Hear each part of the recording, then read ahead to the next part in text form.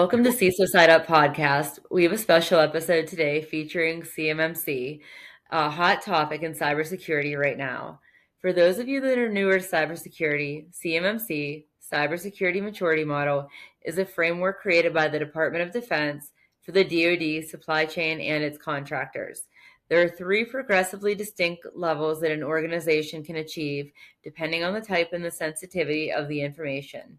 I'm Lauren Schaefer, the program manager at Seiso. Today we have a special guest, Heidi Patrick, our GRC Team Lead.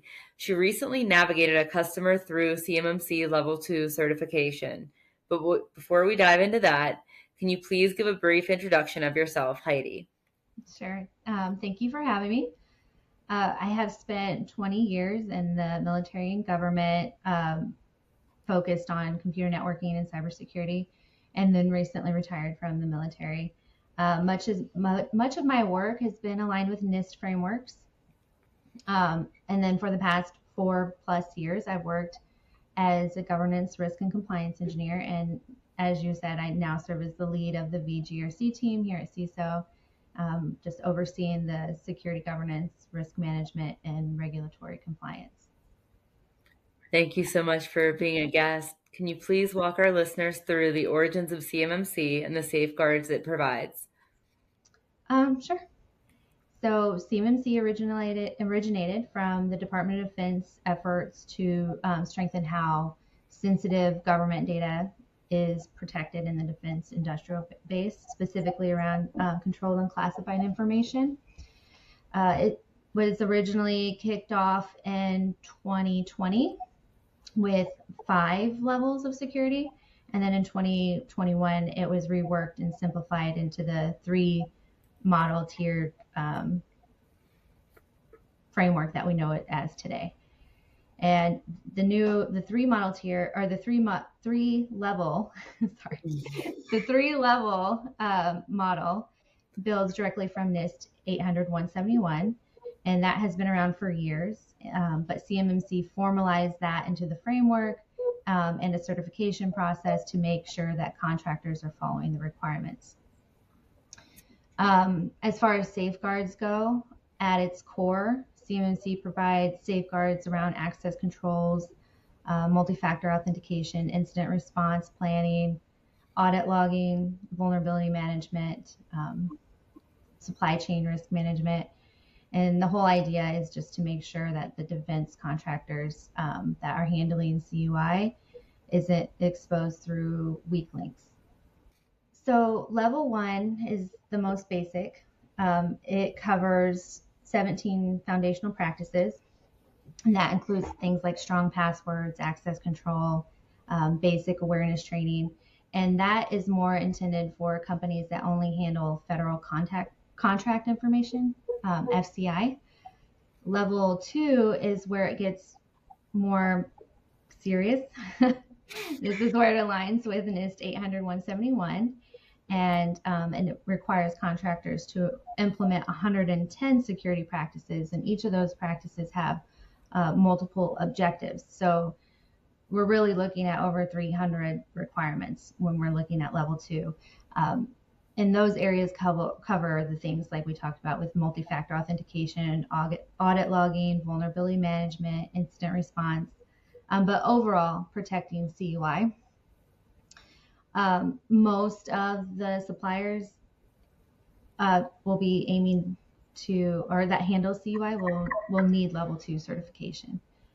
And then level 3 just goes further, and it aligns with NIST 800-172, and that just adds enhanced safeguards for critical systems. And that's more advanced, like that includes like advanced monitoring, threat hunting, and it's designed for organizations that's supporting the most sensitive DoD work.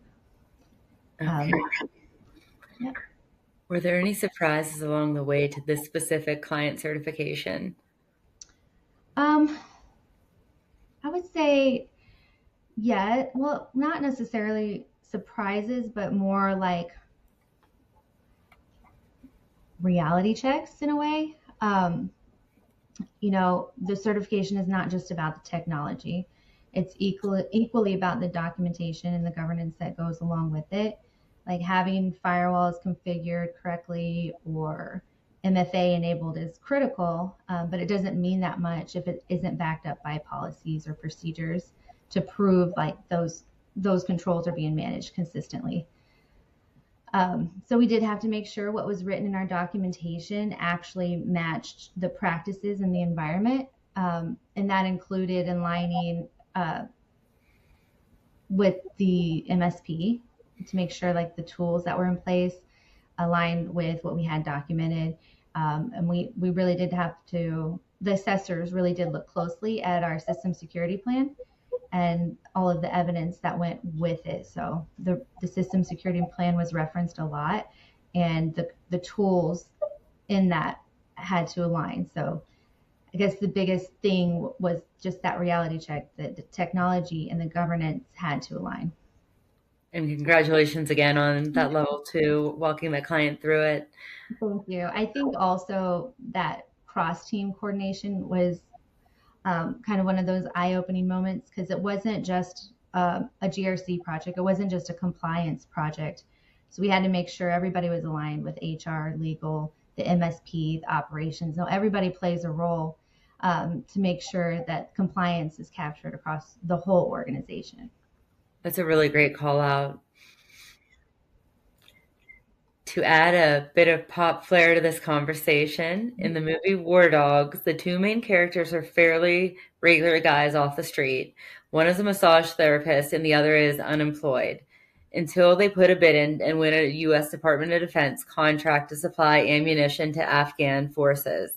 In today's environment, imagine their country is bidding on the same contract, but now they must comply with CMMC Level 2 certification requirements because the contract involves handling controlled, unclassified information such as shipment schedules, supplier details, and the DoD correspondence. If you haven't seen the movie, some additional background includes while preparing their bid, they store supplier quotes and shipping manifests on a shared Google Drive with no multi-factor authentication, and they also send unencrypted emails to overseas suppliers containing CUI. First and foremost, would 2 regular guys be able to win a bid like this under CMMC regulations? No, that is a fun example, and I haven't seen it, but under today's rules, no. They wouldn't be able to land that type of DoD contract. Level 2, like I said, is built around NIST 800-171. It requires 110 security practices. They're specifically designed to protect CUI, like those shipment schedules and the supplier details, the DoD communication. So CMMC 2.0 is not entrepreneurial. It's like a formalized cybersecurity program. You'll have to give the movie a watch. Yeah. The second question is, looking at CMMC 2 specifically, which practices would they be failing to meet, and how could this non-compliance impact their ability to win or keep the contract? First, probably all the access control. Every access control Fair. Storing quotes and manifests in a shared Google Drive without MFA would just fail along multiple access control requirements. Maybe another one would be the systems and communications protection. So sending unencrypted emails is a direct violation of transferring CUI. CMMC requires encryption for data in transit and at rest. Audit and accountability, probably all of those controls too. A Google Drive with no logging wouldn't meet any monitoring or audit trail requirements, or unauthorized, you're not detecting unauthorized access or anything like that. Google Drive, I don't think would allow, has those capabilities. And I think that's probably about it. Maybe configuration management, or there's probably some media protection controls in there that they definitely wouldn't pass. But overall, like those gaps are pretty big. So they would either be disqualified like up front during a pre-assessment, or if they somehow slip through, they would lose that contract once an assessor found just the first access control non-compliance. Most likely they would be like, okay, you're done. No more contract for you. That makes total sense. And I thought of this movie in CMMC whenever I was writing this up. Moving to our next segment, factor friction. In this segment, I introduce a statement that may be controversial in the industry, and the guest will determine if it is, in fact, factor friction. The statement today is CMMC 2 is crystal clear, affordable for all contractors, and ensure every company in defense supply chain, including subcontractors, meets the exact same security standards. Heidi, factor friction.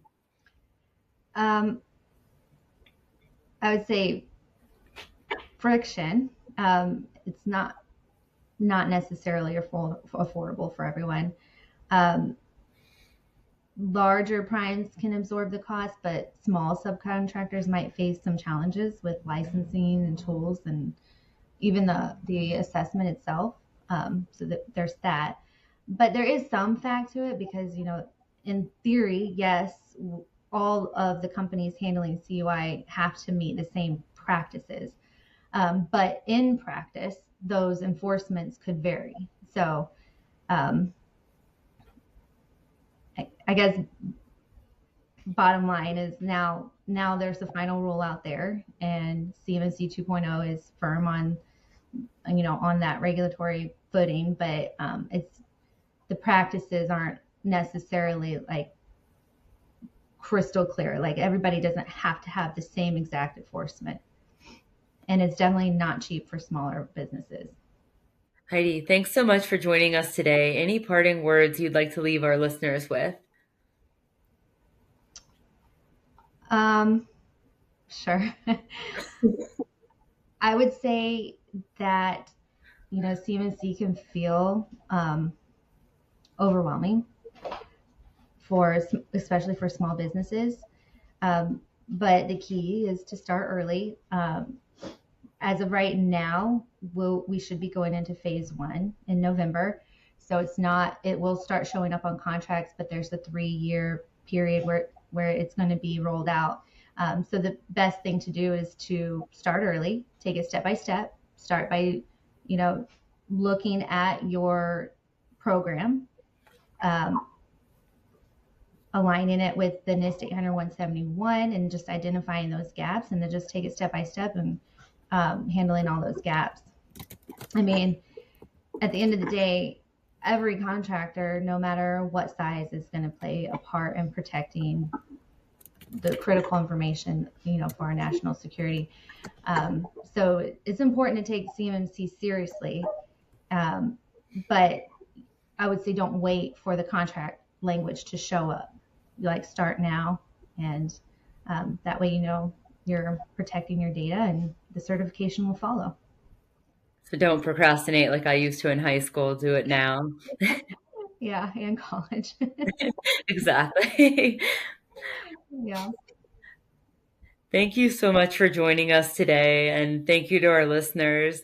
If you want to learn more about CMMC, see the Seiso blog post Heidi and I co-authored. If you like this episode, hit the like and subscribe button. Find this episode and all others where you get your podcasts.